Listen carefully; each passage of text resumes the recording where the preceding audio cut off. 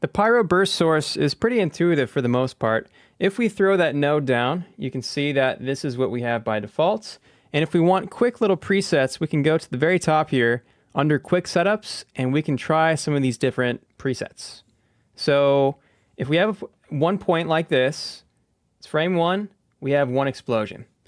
If, let's say, we have 2 points, as you can imagine, we'll get 2 explosions. So take that, merge them together, and there you go. That's kind of the general idea of what the point sourcing is going to do for you. Now, the settings on the shape are pretty intuitive. We could change the size, the spread angle. A lot of this is what you can just do, or you can just learn this by playing around with it. The number of trailings, let's say maybe right around there. The separation, we'll turn that down just a tad bit. Trailing length, let's go right about there. And then the thickness is, let's say, right there. Okay, so under the burst components right here, we have, by default, burn and temperature as attributes that you might want to source into a pyro solver. In this case, we'll keep this very simple and only do density. So we have points, middle mouse. We have this attribute called density. Eventually, that will turn into voxel values that get fed into the pyro solver. Now, along with this, we can do some noise. So enable noise, and just to see what we're doing a bit more, let's go back to our burst shape, give ourselves some more points to work with. So maybe right about there. And then we can just adjust this noise so that we end up with something maybe like around here. Add some more roughness, and that's pretty good.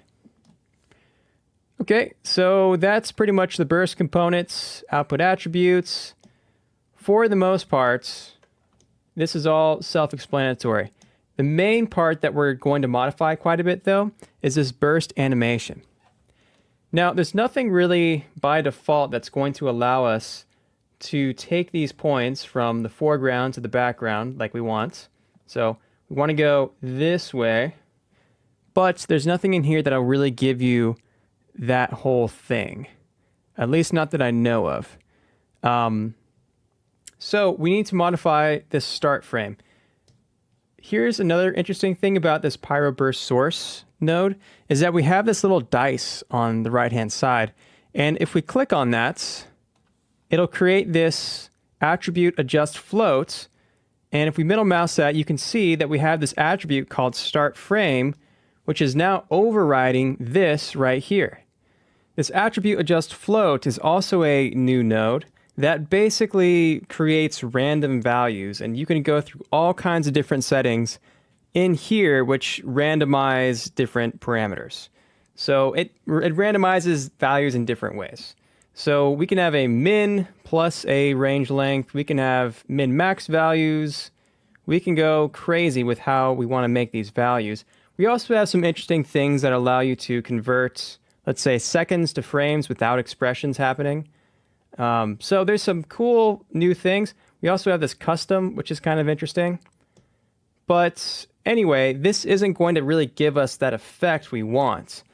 And if we just feed random values into this, we'll just have a random start frame. So in this case, it's frame 2. So that's not really going to give us the directionality that we're looking for. Now, instead of doing it this way, let's manually create our own values using volumes and the old trick that we used before by taking a big ol' volume bounding box, doing the relative bounding box trick, masking this off, and then remapping the values. Luckily, we've already done some of this over here.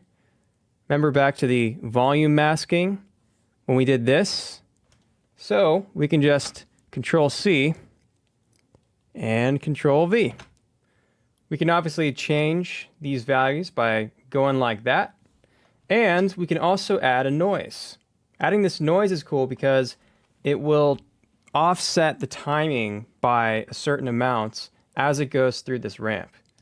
So let's go ahead and create another volume VOP. Oops, there we go. Volume VOP. AA noise. We'll use our current voxel position and multiply the resulting noise against density. So there's density. Boom. Now we have some noise. This anti-alias noise, though, it goes to a value of negative 0.5 or negative 1, I believe.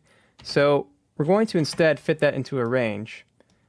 And let's say that our source minimum was negative 0.5, our source max was 0.5.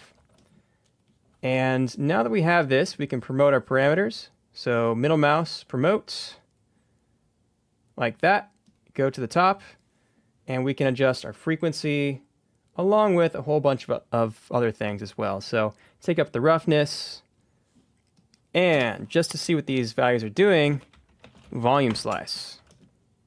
Okay, so generally speaking, we're really low values right here, and it's getting higher and higher as we get closer to the camera. However, we don't really ever reach 1 very easily, so we'll need to find a way to remap these values so that they're normalized. In other words, normalized meaning that we want the values between 0 and 1, and the reason why I want these values between 0 and 1 is because it'll make it easier to redefine the range later on. Okay, so to do this, let's first of all get these values over to our points. So take this guy, and we don't need that anymore. And let's just combine what's going on over here to over there. Point wrangle. We're going to read off these voxel values right here. Okay, so create a float variable. It's called read volume data.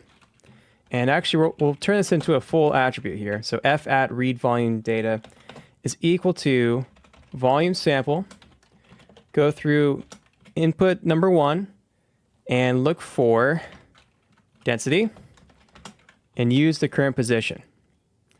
I believe this should be density, yeah. So that will give us the read volume data. Now just to be sure that that worked properly, D for display, visualize, marker, read volume data. Let's Control C that as well. Okay, so yeah, values over here, 0.06, closer towards the temple, 0.44. So that is good. Now, once we've read that data, I want to promote the minimum and maximum value to our detail. So attrib promote. We'll say, take a look at the points, read volume data, going to detail, do not delete the original, and promote the maximum value. Make a copy of that, shake it out, and then now we can say, take the minimum. Change to a new name though, and we'll say this is our minimum volume number, sure. And then over here, we'll call this our max volume number. Okay, once we have that, another point wrangle, and we can fit this to a normalized range based off of the min and max values. So f at, this is our read volume data, I believe. Yep, read volume data. Take this guy. It's equal to the fit function.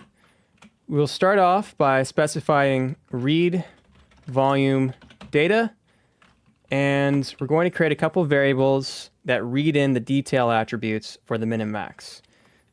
So we'll create a float. This will be our min val. It's equal to the detail function, because that'll go pick it up in the detail context. 0, meaning that take the current stream, and then look for attribute called min, what do we call that? Min volume number. So min volume number, and then take that whole thing, and we'll do the same thing for the max. So that'll be max val. It's equal to max vol number. Now, in this fit function, we could just say our old range used to be from the minimum value to the max val, but now we're going to go from 0 to 1. And again, you can find the arguments for that by highlighting this and pressing F1. So there's our value, old min, old max, new min, new max. Okay. So now that we have this, look at that. Our numbers are getting up to 0.75, 0.85, and that's pretty awesome.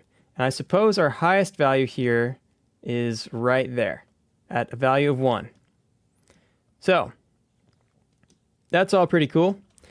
Let's now go ahead and change the range of this though. And we'll just say I at start frame is equal to fit 0, 1. That means we'll take a value that's between 0 and 1. Guess what? That is read volume data. And we'll situate that between, let's say, frame 30 to frame 60. Okay. So right away, let's just go ahead and change our marker here so that we could say start frame. And there we go. That will give us our frames that this is going to activate on. So this is frame 55 up here. This is frame 30, etc. Now, if we take this and we figure out the data that our pyroburst source wants. So in this case, we need to hover over this, and it's called start frame. All we do is we take this guy, we feed this start frame. Needs to be exact though, so all lowercase start frame. And we'll change our preview here to do the same. Whoops, start frame. There we go. Plug that in. Now we go to the pyroburst source, and look at that. Now we've successfully created a pathway for this to explode on. Awesome. Well, let's dial things in the next video.